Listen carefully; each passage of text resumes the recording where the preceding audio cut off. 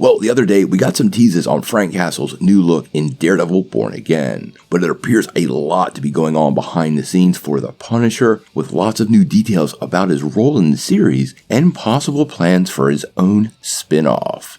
Are we going to get Punisher Born Again? Let's break it down. Well, as we've talked about many times, Daredevil Born Again is currently shooting in New York City.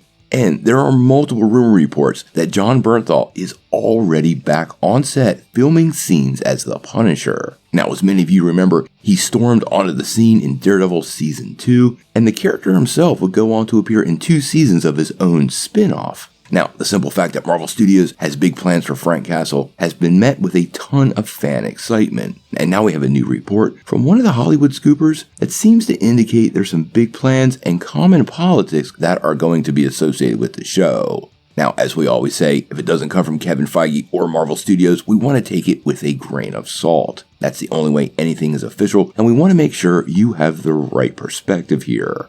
Now, these reports come via Twitter, and from 2 separate accounts. Now, the first one is Can We Get Toast, who has dropped some periodically decent scoops, but I don't consider at the top of the scooper group.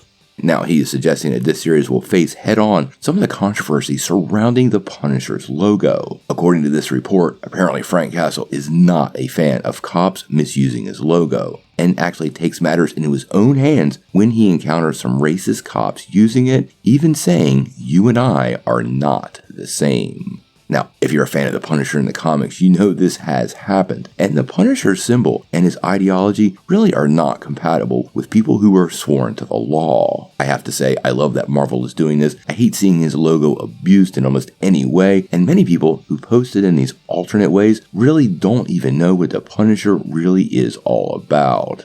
Now, the same account suggested that this conflict, combined with a potential Wilson Fisk mayoral run, might put the Punisher at the very center of this story and some anti-vigilante sentiment that Wilson Fisk may very well use and capitalize on it to get himself into a very powerful position in the city of New York. This would have massive impacts on other heroes too, including Daredevil and Spider-Man. And since we know Marvel Studios is indeed bringing their street-level heroes to life, well, I have to say, guys, this series might be called Born Again, but it's starting to sound an awful lot like Devil's Reign.